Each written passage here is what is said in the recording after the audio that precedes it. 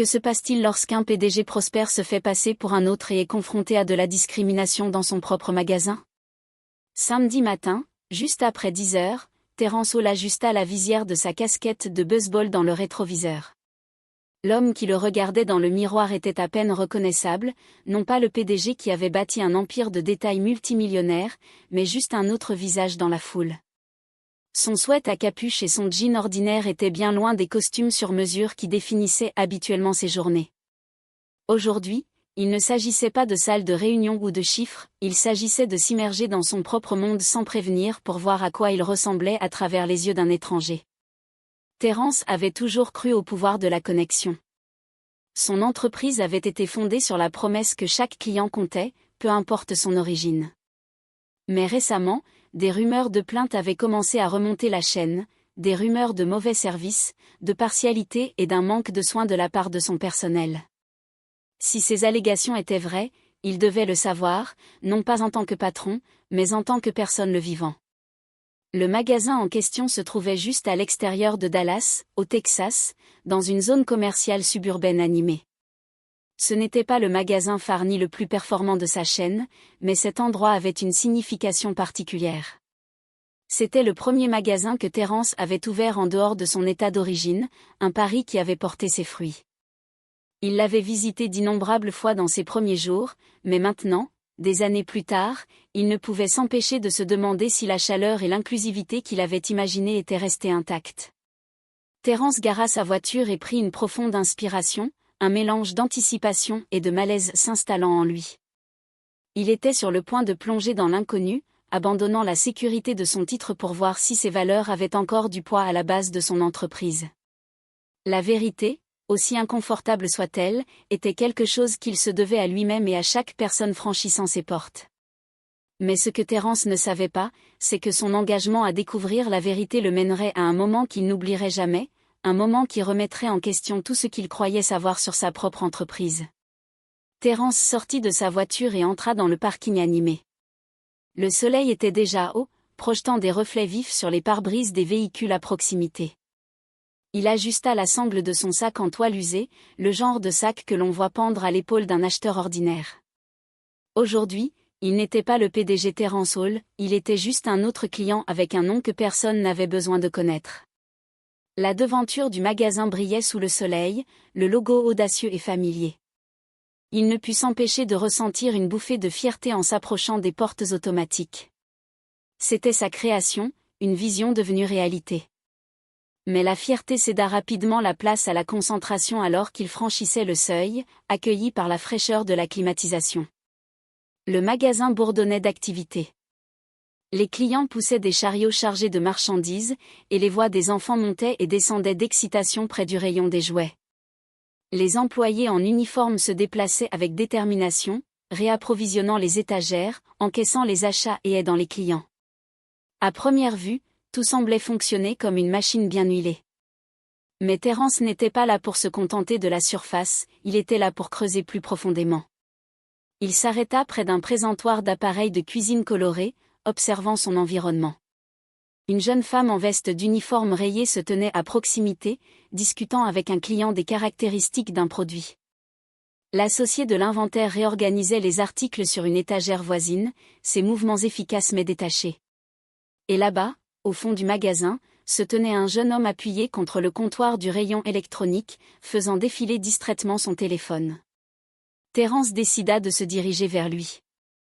Il erra dans les allées, se déplaçant délibérément au rythme d'un acheteur décontracté. Il prit une paire d'écouteurs, les retournant dans ses mains comme s'il envisageait un achat. C'était un test, simple mais révélateur. Cet employé allait-il s'approcher de lui, offrir son aide, un sourire, quoi que ce soit? Mais rien ne vint. Le jeune homme leva à peine les yeux de son téléphone, et encore moins reconnut sa présence. Terence attendit, donnant à l'employé toutes les chances de s'engager. Toujours rien. Il sentit un nœud inconfortable commencer à se former dans son estomac, mais il n'était pas encore prêt à tirer des conclusions. Peut-être que l'employé était occupé, peut-être qu'il n'avait pas remarqué. Terence poursuivit son chemin, scrutant les allées et observant les interactions. Il aperçut une femme plus âgée cherchant de l'aide près du rayon des articles pour la maison. Elle semblait frustrée, regardant autour d'elle à la recherche d'assistance. Avant que Terence ne puisse intervenir pour voir comment cela allait se dérouler, un second employé s'approcha d'elle, joyeux et attentif. Le soulagement adoucit ses traits alors qu'ils commençaient à discuter. C'était un contraste frappant avec ce qu'il venait de vivre. Mais alors que Terence se tournait de nouveau vers le comptoir d'électronique, déterminé à donner une autre chance au jeune homme, ce qui allait suivre allait rendre clair que ce n'était pas seulement un oubli isolé, c'était quelque chose de beaucoup plus grand. Terence retourna au comptoir d'électronique, cette fois en tenant un ensemble d'enceintes Bluetooth en boîte. Il posa doucement la boîte sur le comptoir, le genre d'action qui devrait naturellement attirer l'attention de quelqu'un. Le jeune employé leva enfin les yeux, son expression vide et désintéressée. « Je peux vous aider ?» demanda-t-il, son ton indiquant clairement qu'il n'était pas particulièrement intéressé à aider. Terence sourit, espérant dissiper l'énergie inconfortable. « Oui, je me demandais si vous pouviez me dire un peu plus à leur sujet. Sont-elles bonnes pour une utilisation en extérieur ?» L'employé jeta un coup d'œil superficiel à la boîte avant de hausser les épaules. « Je ne sais pas. Probablement, dit-il, son attention se reportant sur son téléphone. Terence cligna des yeux, momentanément décontenancé. « Pourriez-vous peut-être vérifier ? Je veux être sûr avant de les acheter. » L'employé soupira profondément, comme si la demande de Terence était une contrainte monumentale. Sans un mot, il attrapa la boîte et la retourna, parcourant l'arrière. « Il est écrit ici qu'elles sont résistantes aux intempéries, marmonna-t-il en la rendant sans plus d'explication. Terence sentit une vague de frustration monter en lui, mais garda la voix calme. « D'accord, et savez-vous si elles sont compatibles avec la plupart des appareils ?» L'employé leva les yeux au ciel. « Écoutez, mec, tous les détails sont ici sur la boîte. Vous pouvez le lire vous-même, fit-il un geste vague vers l'étagère, ou choisissez autre chose. Ça ne me dérange pas. » Un lourd silence s'installa entre eux, rompu seulement par le bourdonnement distant du magasin. Terence pouvait sentir la tension s'insinuer dans sa propre posture. Ce n'était pas seulement de l'inattention, c'était un mépris total. Il regarda autour de lui, remarquant que d'autres clients étaient traités avec chaleur et enthousiasme par les employés. Un couple blanc près de l'entrée recevait une assistance personnalisée du même jeune homme qui avait aidé la femme plus âgée plus tôt. Pourtant, il était à peine reconnu. Déterminé à rester composé, Terence décida de tester davantage la situation. « Vous semblez occupé, dit-il, essayant de garder un ton neutre. Y a-t-il quelqu'un d'autre qui pourrait m'aider ?» L'employé eut un sourire narquois, les coins de sa bouche se recourbant avec dédain. « Je ne pense pas que quelqu'un soit libre pour le moment. Débrouillez-vous, d'accord ?» Les mots piquèrent plus que Terence ne s'y attendait. Il n'était pas en colère, pas encore. Il était déçu. Ce n'était pas seulement une mauvaise attitude, c'était quelque chose de plus profond, de plus laid. Et ce n'était pas seulement à propos de lui. Si c'était ainsi que l'employé traitait quelqu'un qu'il supposait être un client ordinaire, combien d'autres étaient partis de ce magasin ressentant la même piqûre de l'indifférence ? Avant qu'il ne puisse dire un autre mot, le jeune homme se détourna, attrapa son téléphone et s'éloigna vers l'arrière du magasin. Terence resta là, figé, tenant la boîte d'enceinte. Pendant un instant, il envisagea de partir, mais il rejeta rapidement l'idée. Il n'en avait pas encore fini. Mais ce que Terence ne réalisait pas, c'est que ce moment de mépris allait bientôt révéler quelque chose de bien plus troublant à propos de la culture qu'il pensait avoir bâtie. Terence reposa les enceintes sur l'étagère, son esprit s'emballant avec des pensées. La rencontre n'avait pas seulement été non professionnelle, elle avait semblé personnelle. Il décida d'explorer davantage le magasin, observant comment les autres employés interagissaient avec les clients. Si cette seule expérience était une anomalie, il devait en être sûr. Sinon, il avait un problème plus important à régler. Il flâna dans le rayon des vêtements, où une jeune employée latina pliait des chemises sur un présentoir. Elle le salua chaleureusement, son sourire sincère. « Faites-moi savoir si vous avez besoin d'aide, dit-elle. » C'était un contraste frappant avec l'accueil froid qu'il venait de recevoir. Terence s'attarda, faisant semblant de parcourir, et la remarqua aidant un homme âgé à proximité. Elle était patiente et attentive, l'aidant à trouver la bonne taille et suggérant même une cravate assortie. La gratitude de l'homme était évidente, et l'interaction laissa à Terence une lueur d'espoir. Peut-être que le magasin n'était pas complètement déraillé. Mais alors qu'il se dirigeait vers le rayon des articles pour la maison, une conversation l'arrêta net. Deux employés, tous deux jeunes et nonchalamment appuyés contre une étagère, étaient engagés dans un échange murmuré mais irrespectueux. « Ce type là-bas, dit l'un d'eux, faisant un signe de tête subtil vers Terence, est probablement juste là pour regarder. Les gens comme lui n'achètent jamais rien de gros. » Terence sentit sa mâchoire se serrer alors qu'il faisait semblant d'examiner un ensemble de casseroles et poêles. L'autre employé ricana. « Ouais, il n'a pas l'air d'avoir l'argent pour ces trucs. Il perd probablement son temps. » C'était un coup dur. Ils ne savaient pas qui il était. Pour eux, il n'était qu'un autre homme noir se promenant dans un magasin qu'ils supposaient qu'il ne pouvait pas se permettre. La nature désinvolte de leur conversation, la facilité avec laquelle il l'avait écarté, en disait long. Ce n'était pas seulement un mauvais employé, c'était une culture qui avait, d'une manière ou d'une autre, permis à ses attitudes de s'enraciner. Il resta silencieux, résistant à l'envie de les confronter sur le champ. Au lieu de cela, il se dirigea vers la zone de caisse, déterminé à recueillir autant d'informations que possible avant d'aborder le problème. À la caisse, il trouva une femme noire d'âge moyen encaissant les clients avec une attitude professionnelle et bienveillante. Son badge indiquait Denise. Terence observa alors qu'elle saluait chaque personne avec un sourire, sa voix stable et chaleureuse. Quand son tour arriva, elle leva les yeux et sourit. « Avez-vous trouvé tout ce qu'il vous fallait ? » « Pas exactement, répondit Terence, d'un ton mesuré. « Mais je pense que je vais attendre pour l'instant. » Le sourire de Denise vacilla légèrement, mais elle hocha la tête. « Eh bien, si vous avez besoin de quelque chose, faites-le nous savoir. Nous sommes là pour aider. » Sa sincérité était authentique, et pendant un moment, cela apaisa le poids sur la poitrine de Terence. Il était clair que tout le monde dans ce magasin ne partageait pas la même attitude de mépris.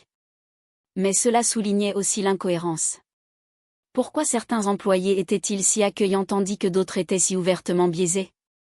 Mais alors que Terence sortait du magasin, il ne pouvait se défaire du sentiment que quelque chose de plus grand était en jeu. Et il savait qu'il était temps de confronter la vérité en face. Terence s'assit dans sa voiture, la chaleur de l'après-midi pressant contre les vitres. Il agrippa le volant fermement, regardant le magasin qui portait le logo de son entreprise. Cela semblait surréaliste. Cette entreprise, sa fierté et sa joie, était censée représenter l'opportunité, l'équité et le respect. Pourtant, les expériences qu'il venait de vivre peignaient un tableau différent, auquel il n'était pas préparé mais qu'il ne pouvait ignorer. Le comportement de mépris de l'employé du rayon électronique persistait dans son esprit, mais ce sont les commentaires désinvoltes qu'il avait entendus dans le rayon des articles pour la maison qui l'avaient le plus blessé. Ce n'étaient pas des incidents isolés, ils suggéraient un problème plus profond au sein de la culture de son entreprise, un problème qui avait échappé à son contrôle. Il repensa aux premiers jours de l'entreprise, lorsqu'il formait personnellement chaque manager et embauchait du personnel sur la base de valeurs partagées. À l'époque, il insistait sur l'importance de traiter chaque client comme un membre de la famille, peu importe qui ils étaient ou combien ils dépensaient. Mais à mesure que l'entreprise grandissait, ces touches personnelles devenaient plus difficiles à maintenir. La délégation était nécessaire, mais avait-elle eu pour coup les valeurs qu'il avait travaillé si dur à instiller ? Terence ne pouvait s'empêcher de se demander s'il s'était trop éloigné des opérations quotidiennes. Le succès avait apporté l'expansion, mais il avait aussi créé des angles morts. Les managers favorisaient-ils un environnement de respect, ou fermaient-ils les yeux sur des préjugés subtils et un manque de professionnalisme ? Avait-il échoué à équiper ses employés des outils nécessaires pour combattre les préjugés et traiter tout le monde de manière égale ? Il prit une profonde inspiration, son esprit repassant les interactions précédentes. Denise, la gentille caissière, avait été un rappel de ce que son entreprise devait représenter. Pourtant, des employés comme elle étaient éclipsés par ceux qui ne partageaient pas ses valeurs. Ce n'était pas seulement une question d'expérience client, c'était une question de culture qu'il avait laissé s'enraciner. Terence attrapa son carnet, toujours rangé dans la boîte à gants, et nota ses pensées. Il ne s'agissait pas seulement de réparer un magasin, il s'agissait de s'assurer que chaque employé, dans chaque magasin, comprenait la responsabilité de représenter sa marque. Il s'agissait de rendre des comptes, du haut vers le bas. Mais avant de pouvoir reconstruire, Terence savait qu'il y avait une étape de plus à franchir, une étape qui révélerait à quel point le problème était profond et qui mettrait au défi ceux qui en étaient au cœur. Terence retourna au magasin avec une détermination tranquille. Il n'était pas là pour créer une scène ou embarrasser publiquement qui que ce soit. Il s'agissait de la culture qui s'était égarée. Il se dirigea vers le comptoir du service client et demanda à parler au responsable du magasin. Après quelques instants, un homme dans la fin de la quarantaine s'approcha, son badge indiquant Brian, et son attitude était professionnelle mais légèrement méfiante. « En quoi puis-je vous aider aujourd'hui » demanda-t-il. Terence tendit la main. « Terence Hall » dit-il, observant les yeux de Brian s'écarquiller de reconnaissance. « Je suis le propriétaire de ce magasin. » L'assurance du manager vacilla un instant avant qu'il ne se ressaisisse.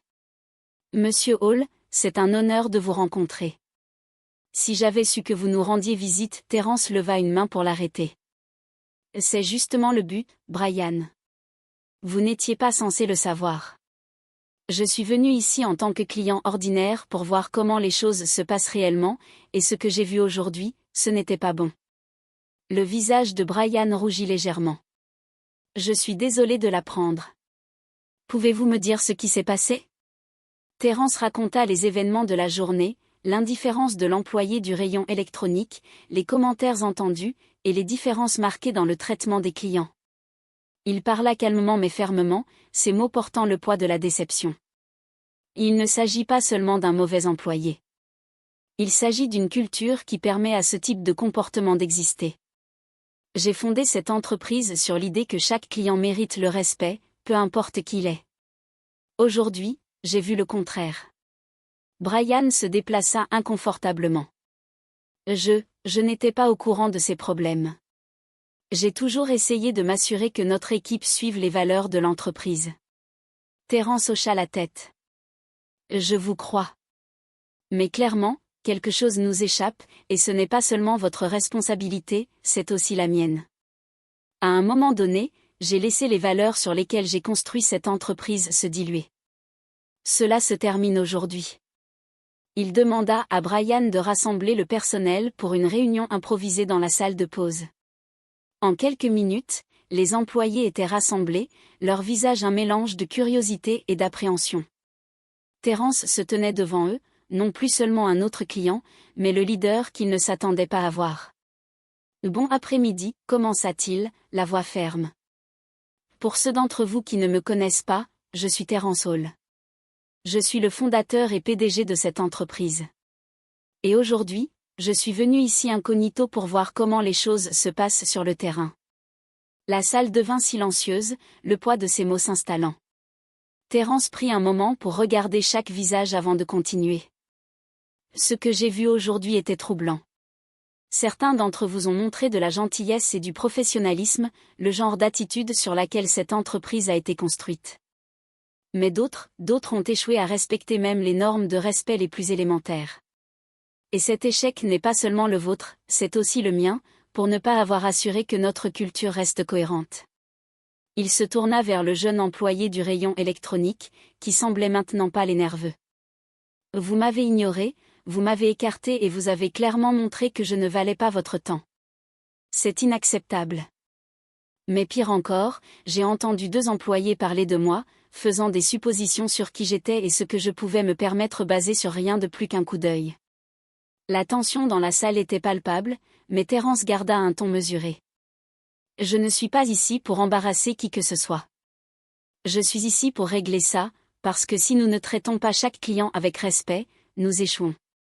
Et je ne laisserai pas cette entreprise échouer. » Mais alors qu'il se tenait là, observant leurs expressions passer du choc à la réflexion, Terence savait que ce n'était que le début des changements qu'il devait apporter. Terence fit une pause, laissant la salle s'installer dans le silence. Le poids de ses mots avait été assimilé, et maintenant venait la partie la plus importante, l'action. Il savait que pointer les problèmes ne suffisait pas, il devait montrer la voie vers une solution. « Voici ce qui va se passer » continua-t-il, la voix calme mais résolue. Il ne s'agit pas de punir ou de pointer du doigt. Il s'agit de responsabilité et de croissance. Chacun d'entre nous, moi y compris, a la responsabilité de maintenir les valeurs sur lesquelles cette entreprise a été construite. À partir d'aujourd'hui, nous allons apporter des changements. Il se tourna vers Brian, le responsable du magasin. Premièrement, nous allons mettre en place une formation obligatoire sur les préjugés et le service client, non seulement ici, mais dans tous les magasins. Il ne suffit pas de supposer que les gens savent comment traiter les autres. Nous devons l'enseigner, le renforcer et en tenir les gens responsables. Brian hocha la tête, son expression un mélange de soulagement et de détermination. Compris, Monsieur Hall. Je veillerai à ce que cela soit fait. Terence s'adressa de nouveau au groupe. Et deuxièmement, je visiterai plus de magasins en personne, à l'improviste. Il ne s'agit pas de prendre qui que ce soit au dépourvu, il s'agit de rester connecté. J'ai besoin de voir de première main ce qui se passe sur le terrain. Les employés échangèrent des regards nerveux, mais il y avait une compréhension dans la salle. Terence pouvait voir que certains d'entre eux, notamment Denise, hochaient subtilement la tête en signe d'accord. Enfin, dit Terence, son ton s'adoucissant, je veux entendre de vous tous. Ce qui fonctionne, ce qui ne fonctionne pas. S'il y a des problèmes avec le leadership ou les politiques, j'ai besoin de le savoir. Ma porte est ouverte, mais plus important encore, je m'assurerai que vous ayez un moyen d'exprimer vos préoccupations de manière anonyme si vous ne vous sentez pas à l'aise de venir directement à moi. Les employés semblèrent se détendre légèrement, et Terence prit cela comme un signe pour conclure sur une note sincère. J'ai fondé cette entreprise parce que je voulais créer quelque chose de différent, quelque chose de mieux, un endroit où tout le monde, peu importe qui ils sont, se sent valorisé. À un moment donné, nous avons perdu un peu de cela. Mais je n'abandonne pas. Je sais que nous pouvons faire mieux, et je compte sur vous tous pour m'aider à y parvenir. Alors que la réunion touchait à sa fin, Terence s'approcha de Denise, la caissière qui avait montré du professionnalisme et de la gentillesse. « Merci d'avoir été un point lumineux aujourd'hui, dit-il, offrant un sourire sincère. Votre attitude me rappelle pourquoi j'ai commencé cette entreprise. » Denise lui rendit son sourire, sa voix stable. « Merci, Monsieur Hall. J'essaie juste de traiter les gens comme j'aimerais être traité. » En sortant du magasin pour la deuxième fois ce jour-là, Terence ressentit un mélange d'épuisement et d'espoir. Le chemin à venir ne serait pas facile, mais il était nécessaire. Il avait reçu un appel à l'action, et maintenant il lui appartenait d'agir en conséquence. Mais alors qu'il s'éloignait en voiture, Terence ne pouvait s'empêcher de ressentir un sentiment de but renouvelé. Il savait que parfois, affronter des vérités difficiles était la seule façon d'avancer, et que chaque pas vers le changement commençait par quelqu'un prêt à faire le premier pas. Si cette histoire a résonné en vous, rappelez-vous que les actions les plus petites peuvent avoir les impacts les plus grands. Traitez les gens avec respect, élevez la voix lorsque vous voyez des injustices, et ne cessez jamais de lutter pour un monde meilleur et plus juste. Et n'oubliez pas de vous abonner pour plus d'histoires inspirant le changement.